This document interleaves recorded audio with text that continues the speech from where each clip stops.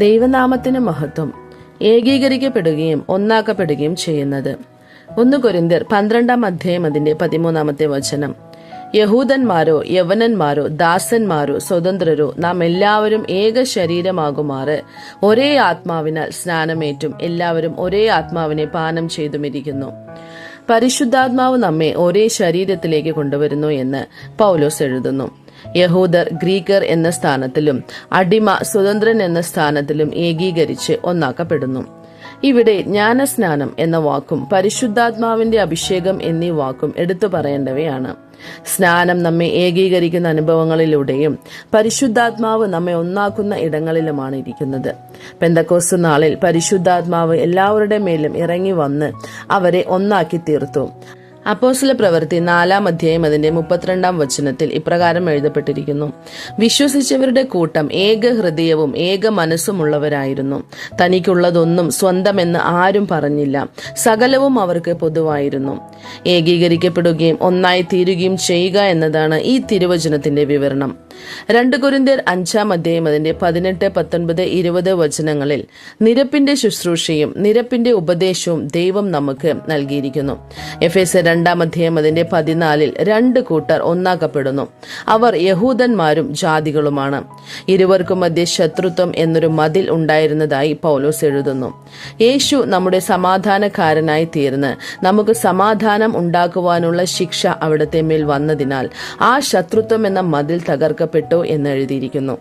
അതിനുശേഷം 15 വചനത്തിൽ അവിടുന്ന് നമ്മെ ഒരു പുതിയ മനുഷ്യനായി സൃഷ്ടിക്കുന്നു, ഇങ്ങനെ സമാധാനം ഉണ്ടാക്കിക്കൊണ്ട് എന്ന് എഴുതിയിരിക്കുന്നു. കൊലോസ്യർ 3 അധ്യായം അതിന്റെ 6 വചനം മുതൽ 10 വരെയുള്ള വചനങ്ങളിൽ പഴയ മനുഷ്യനെ ഉരിഞ്ഞുകളഞ്ഞ് പുതുതാക്കപ്പെടുന്ന പുതിയ മനുഷ്യനെ നാം ധരിക്കുന്നു. 11 വചനത്തിൽ അതിൽ യവനനും യഹൂദനും എന്നില്ല, പരിച്ഛേദനയും അഗ്രചർമ്മവും എന്നില്ല, ബർബരൻ, ശകൻ, ദാസൻ, സ്വതന്ത്രൻ എന്നുമില്ല, ക്രിസ്തുവത്രേ എല്ലാവരിലും എല്ലാം ആകുന്നു എന്നെഴുതിയിരിക്കുന്നു. ഇപ്രകാരം നാം ഏകീകരിക്കപ്പെട്ട് ഒന്നായി തീരുന്നു. എഫേസ്യർ 2 അധ്യായം അതിന്റെ 16 ക്രൂശിനാൽ ശത്രുത്വത്തെ കൊന്നു എന്ന് എഴുതിയിരിക്കുന്നു.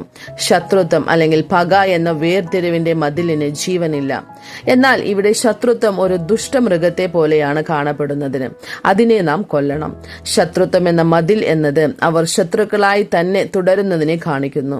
എന്നാൽ ശത്രുത്വം എന്ന ദുഷ്ടമൃഗത്തിന് ജീവനുണ്ട്. അത് നമ്മോട് പോരാടുന്നു. കയീന്റെ ഉള്ളിലെ ശത്രുത്വം ഹാബേലിനോട് പോരാടുന്നു. ശൗലിന്റെ ഉള്ളിലെ ശത്രുത്വം ദാവീദിനോട് പോരാടുന്നു. ഏശാവിന്റെ ഉള്ളിലെ ശത്രുത്വം ഒരു മതിൽ പോലെ ആയിരുന്നു. എങ്കിലും ഉൽപ്പത്തി പുസ്തകം 33 അധ്യായത്തിൽ ആ ശത്രുത്വം നീക്കപ്പെടുകയും അവർ തമ്മിൽ ഏകീകരിക്കപ്പെട്ട് ഒന്നാക്കപ്പെടുകയും ചെയ്തു. ശത്രുത്വം ഏതവസ്ഥയായാലും അത് നശിപ്പിക്കപ്പെടണം. നാം ഏകീകരിച്ച് ഒന്നായി തീരണം. എഫേസ്യർ 2 അധ്യായം അതിന്റെ 17 വചനത്തിൽ യഹൂദന്മാർ ദൈവത്തോട് അടുത്തവരും ജാതികൾ ദൈവത്തോട് അകന്നവരുമാണ്. എഫേസ്യർ 2 അധ്യായം അതിന്റെ 13 മുമ്പ് ദൂരസ്ഥരായിരുന്ന നിങ്ങൾ എന്ന് പൗലോസ് എഴുതുന്നു. എഫേസ്യർ 2 അധ്യായം അതിന്റെ 17 ദൂരസ്ഥരായിരുന്നവരും സമീപസ്ഥരായിരുന്നവരും തമ്മിൽ ഏകീകരിക്കപ്പെടുന്നു. 18 വചനത്തിൽ ഒരേ ആത്മാവിനാൽ ഇരുവിഭാഗക്കാർക്കും പിതാവിങ്കിലേക്ക് പ്രവേശനമുണ്ട് എന്ന് പൗലോസ് എഴുതുന്നു. ഇതിനെയാണ് 1 കൊരിന്ത്യർ 12 അധ്യായം അതിന്റെ 13 സ്നാനത്താൽ നാം ഏകീകരിക്കപ്പെട്ട് പരിശുദ്ധാത്മാവിനാൽ ഒന്നായി തീർന്നു എന്ന് നാം കാണുന്നു.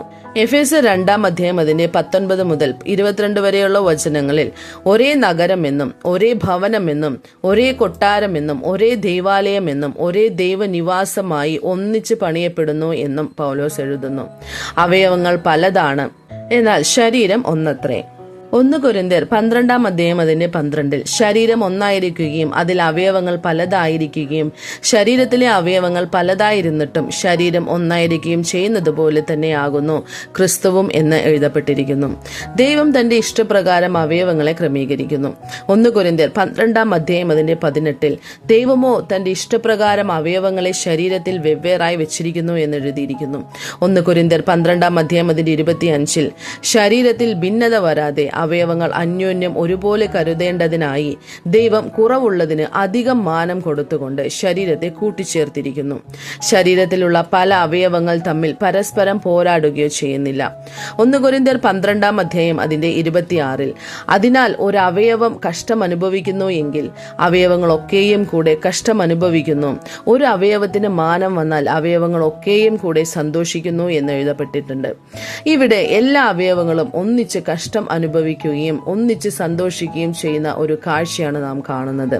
ഈ സത്യങ്ങളെ തന്നെയാണ് 1 കൊരിന്ത്യർ 12 അധ്യായം അതിന്റെ 13 നാം എല്ലാവരും ഏക ശരീരമാകുമാറ് ഒരേ ആത്മാവിനാൽ സ്നാനമേറ്റും എല്ലാവരും ഒരേ ആത്മാവിനെ പാനം ചെയ്തും ഇരിക്കുന്നു എന്ന് പൗലോസ് എഴുതുന്നത്. അതുകൊണ്ട് ശത്രുത്വം എന്ന മതിലോ ജീവനുള്ള ആ ദുഷ്ടമൃഗമോ ഇല്ലാതാക്കപ്പെട്ട് നാം ഒന്നായി തീരുകയും ഏകീകരിക്കപ്പെടുകയും ചെയ്യാം. കർത്താവ് നിങ്ങളെ അനുഗ്രഹിക്കുമാറാകട്ടെ. ആമേൻ.